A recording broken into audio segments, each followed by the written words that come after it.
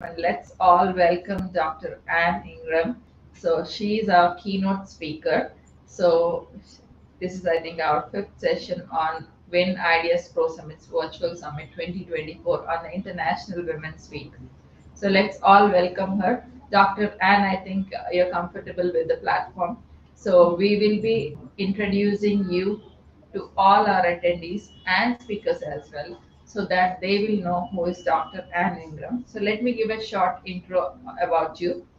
So, ladies and gentlemen, it's my pleasure to introduce our esteemed speaker, Dr. Anne Ingram, a distinguished figure in both the realms of technology and health, an ordained minister, and a PhD holder in business administration with a specialization in engineering and technology management.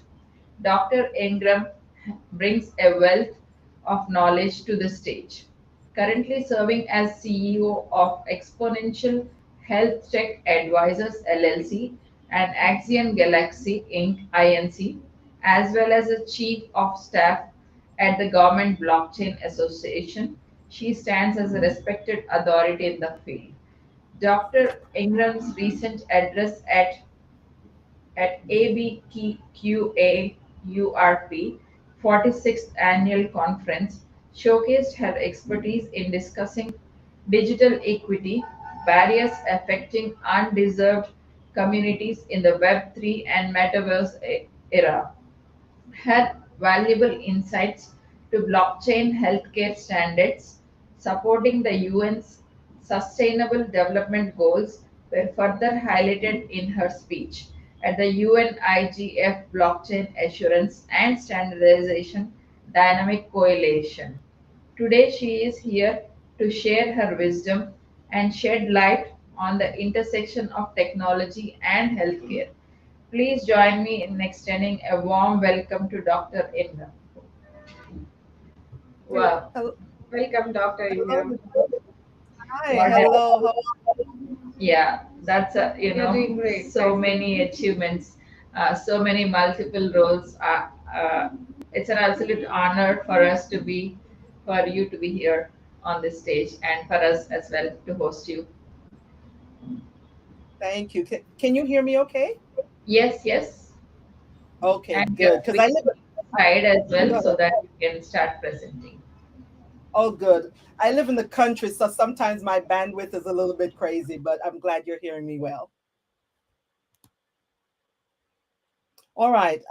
Good morning, everybody. I'm so excited to be here with you today. And today I'm going to share with you my thoughts on, and actually a call to action of woman, walk in your authority to foster responsible technology. So, as a child, other people always recognize my leadership gift, but I always ran from it. Why?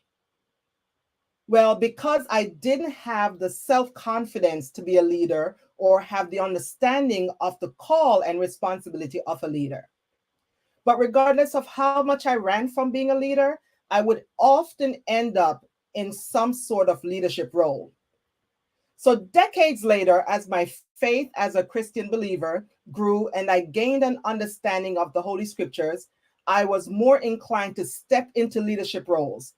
Usually, I would step forward and take charge when I became totally disgusted about how things were being done, especially with regards to the things that I am passionate about. So, right around 2015, I heard in my spirit, walk in your authority. And from that time, I became more intentional with my acceptance and execution of my call to leadership. So, this morning, we're going to discuss and hearken our ears to the call to action of woman, walk in your authority to foster responsible technology. I'm going to share with you a little bit about my understanding of the biblical perspective of authority. We're going to talk a little bit about as a woman embracing our strength and leadership responsibility. I'm going to touch a little bit on the aspects of the current technology landscape that we're in, like AI, and we're going to also talk about some guidance with us being in leadership role, especially with emerging tech, and then we'll wrap up. So there's a problem. And the problem is a gender gap in high tech. And having that gap, we need to close that gap to ensure that we create technology with a human by design approach. So as you can see from the slides, as of 2019, and I'm quite sure now in 2024, the stats are even greater. There are more men in high tech than they are women. It's a male dominated field. Also, there are about 19% of women who are in the tech field that are vice presidents, and about 15% which are CEOs. So obviously, as you see, there is a gender gap and a disparity. In the era, and in an era marked by rapid technological advancement, it is essential to recognize the pivotal role women play in shaping the trajectory of the technical landscape. The gender gap in technology fields present a significant challenge, leading to limited representation and perspectives in the development of products and services. This lack of diversity hinders the creation of inclusive solutions that adequately address the needs and preferences of all users. Therefore, it impedes the progress towards achieving a human by design approach, as I mentioned earlier.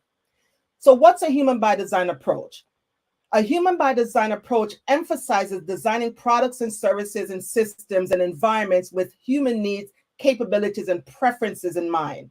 It involves prioritizing the user experience and ensuring that technology and design solutions are intuitive, accessible, and aligned with human behavior.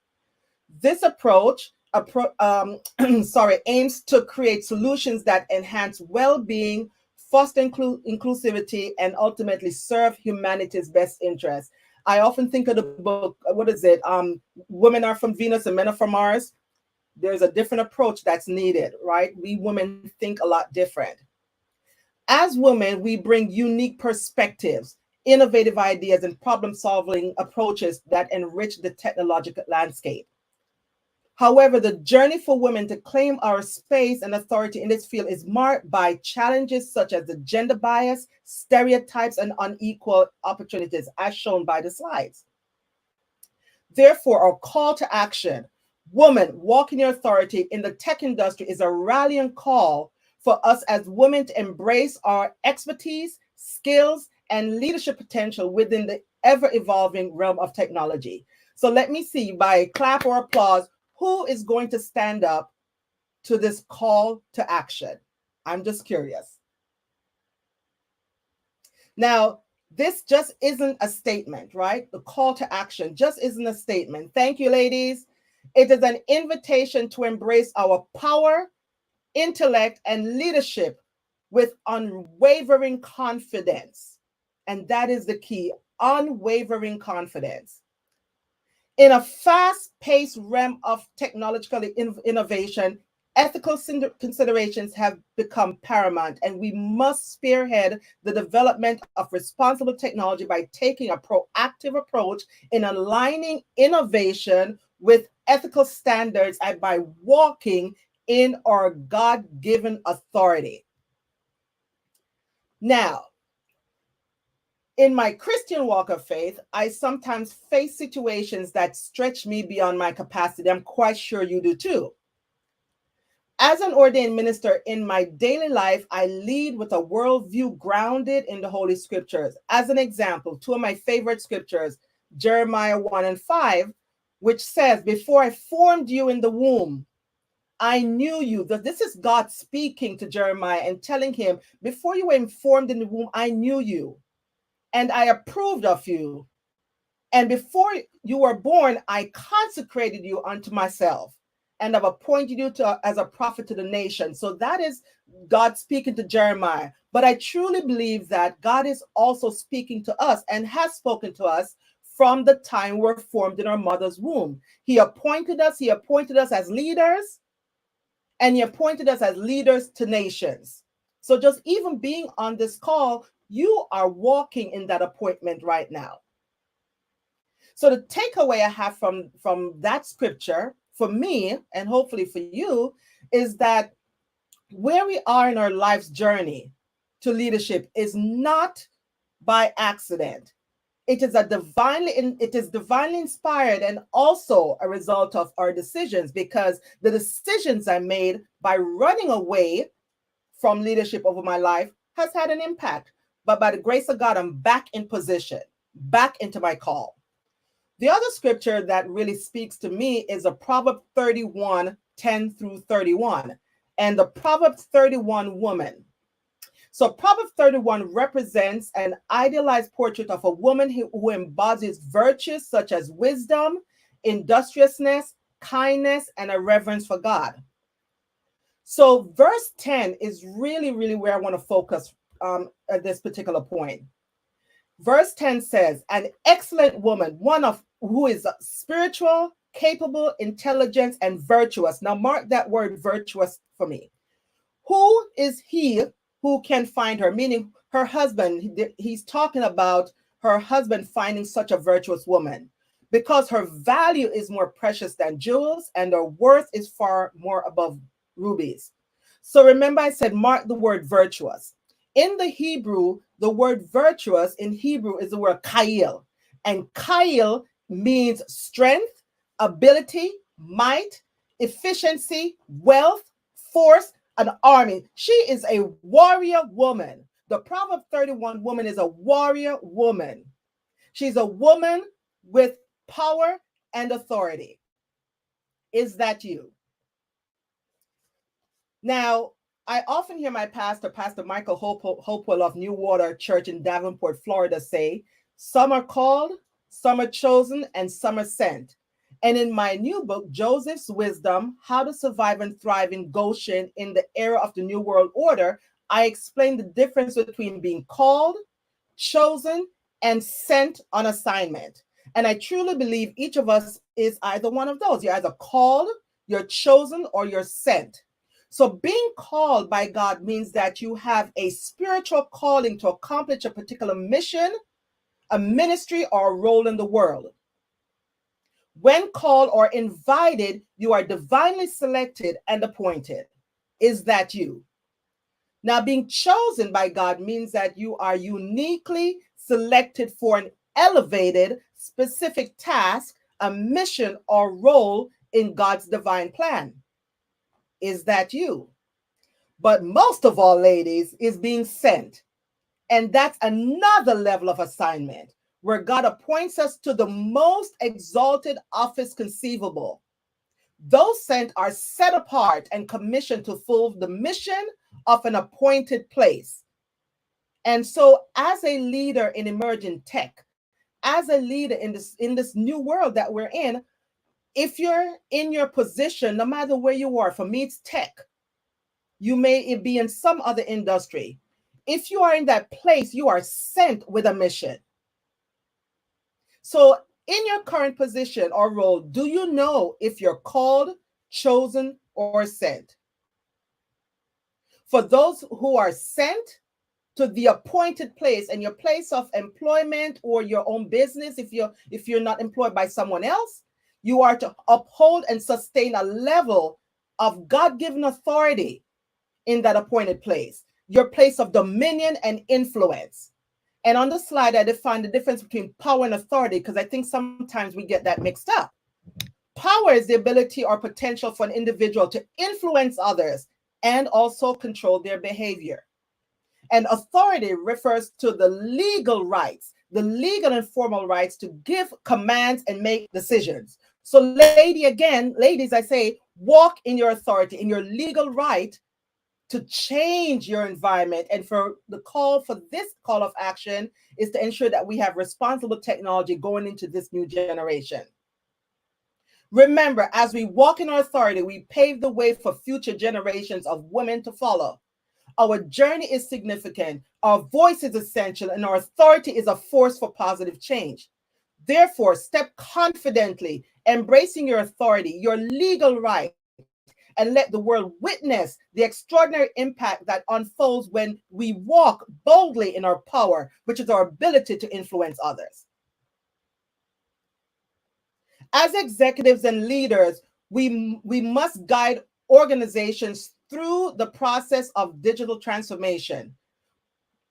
We need to balance short-term goals with long-term strategic visions and ethical consideration. To walk in your authority as a woman in the tech industry, we must consider the following steps. You need to celebrate your strength, which means acknowledging and embracing your unique qualities like resilience, empathy, and creativity. You need to lead with confidence. You need to be bold. You may need to break societal norms, but be courageous with your choices. You need to empower others. You need to embrace growth. You need to advocate for inclusivity. You need to champion the diversity and equal opportunities for equal opportunities in the tech industry. You need to face challenges with resilience. And as women, we know we are resilient. We need to foster collaboration, and we need to, most of all, leave an impactful legacy. Make your journey a legacy of lasting impact in the world. So as we walk in our authority, we pave the way for future generations for women to follow, making our journey significant, and our voices are essential. Now let's define responsible technology, because I've mentioned it so far and I haven't defined it. Technology drives organizational success, but deploying it responsibly is crucial. Alongside innovation benefits, concerns arise about data protection, privacy, inclusivity, and bias in everyday technology. Responsible technology involves considering values, unintended consequences, and mitigating risks. It prioritizes inclusivity and ethics in development and deployment, addressing data privacy, security, inclusivity, and ethical use. There's some keys to the keys to the current technology landscape. The current technology landscape is characterized by rapid advancement across various domains, significantly influencing how we live, work, and interact. This dynamic, excuse me, my throat is a little bit dry. This dynamic landscape requires ongoing considerations of ethical use, sustainability, and inclusivity in technology as it evolves. So here is an overview of key aspects of the current technology landscape. We are now in the world of AI and machine learning. AI and machine learning will drive intelligent systems and application, enhancing automation and personalization. We also have 5G technology, which is going to expand connectivity and make things faster and more reliable, and will support other technologies like IoT, which is Internet of Things, and AR and VR, augmented reality and virtual reality. There's also cybersecurity challenges, which we need to address the persistent threats like data breaches and ransomware attacks. There's blockchain and cryptocurrency. There's a biotech and health tech realm. There's renewable energy and sustainability. We also now are into even starting out in its early stage quantum computing, which is really going to change, I believe, the paradigm that we're in. And then, of course, really important is data privacy and ethics, right? So as women, there's a realm, a whole landscape of technology and technology advancement that is happening that our voices need to be heard. So ladies, again, I'm charging you to walk in your authority. So as executives and executive leaders, we must guide the organization through the process of digital transformation, which involves not only adopting new technologies, but also reimagining business processes, models, and customer interactions. This requires visionary leadership that balances short-term goals, like I said, with long-term goals and strategic vision. In the realm of emerging tech, where innovation knows no bounds, and again, we have the call to action of us walking in our authority, we need to consider in our leadership that we need to embrace cutting edge technology. So dive into AI, dive into blockchain, dive into quantum computing. We need to pioneer new horizons, break the conventions, explore uncharted territories, and in that exploration, lead with authority. We need to build inclusive tech systems which ensure diversity in tech solutions for the global audience. And ladies, I think one of the most important things is mentor tech leadership. Empower the next generation of women in tech. Collaborate across disciplines, lead with resilience, amplify diverse voice, shape the narrative. We need to shape the narrative going forward. So in conclusion, the future of technology is in our hands. As women leaders in the tech industry, let's embrace our authority, lead with purpose, and shape a future where diversity, inclusivity, and responsible tech are fundamental principles driving innovation and progress. I want to thank you for joining me on this transformational journey. Let's continue to work boldly in our authority, making a positive impact in the world of technology and beyond. And I just want to make a note that I do have 2 books that are published. I mentioned my latest book, Joseph's Wisdom, How to Survive and Thrive in Goshen During the New World Order.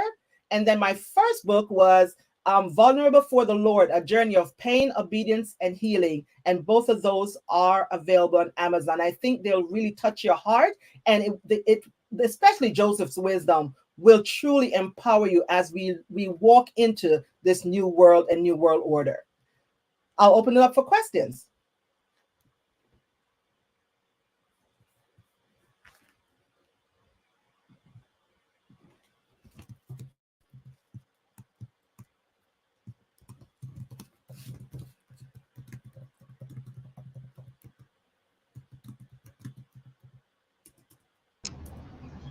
Hello, thank you, Dr. Ingram. One second. Let me ask you, thank you, Dr. Ingram. That was a wonderful speech altogether. The strategies you explained are very crystal clear, and those things I think got a lot of attention. We have got a lot of questions here, but I'll be posting one important question. So, what strategies can women in tech use to effectively assert their authority in predominantly male dominated teams or projects? Repeat that again for me because it blocked out a little bit. So, what are the strategies can women in tech use to effectively assert their authority in predominantly male dominated teams or projects? Okay, good. That's a good question. I think the first thing I would say is that respect, to gain the respect of your peers is crucial, right? So even though we are women in tech, I think that if we have a history of having integrity, a history of being decisive in our decision making, a history of being fair, even the men within the tech field will recognize and have the respect for us in that way. Also, to be ordered, right? To be ordered. And again, walk in that authority. You have that authority and you need to be confident in it. Be concise when you need to be concise, but also what I consider being creating a learning organization, right? Where people know that if they have questions, they can ask those questions and not be assaulted. And I'll use the word assaulted for the questions, but even if the questions is something that you may question whether or not it makes sense, take the time to educate that individual. So people will not have fear in the organization and fear under your leadership. And that brings a level of respect too. I think mentorship is really, really important, whether you're mentoring a woman or a man. I've had males that I've mentored who were at a lower level in leadership than me, but I've gained the respect because I walk in integrity and I walk in love towards them. Yeah, I 100% agree with that. We need to have the respect, in every stages of our life. Yeah, that was very well answered, Doctor. And so your speech was intriguing, and everybody was like, it caught our attention too. Thank you so much for your time, Dr. Ingram. So I think Thank you have you. enjoyed this session all over, and looking forward for you to join in the next sessions. Thank you. Appreciate you all. And thank you, everyone, for your comments. I so appreciate it. And I'm looking both ways because I have two screens. So, but I do want to say I really appreciate you. And I look to hopefully meeting you face to face one day. And Mhm. look me up on LinkedIn and let's connect. You can do you can reply to them in the chat window as well, and connect with them personally using this one. Okay, Yes. Melinda. So that's Dr. Ann Ingram. So who's our next speaker? So thank you so much, Dr. Gram, so for joining this virtual summit 2024. So we need your continuous support for the next sessions as well. So show some love, give your questions, give some comments, and please encourage all the speakers. Thank you so much for joining this summit, and please join our next speaker, Sandy Agartala. So she's already on the backstage. So let's welcome her. Thank you.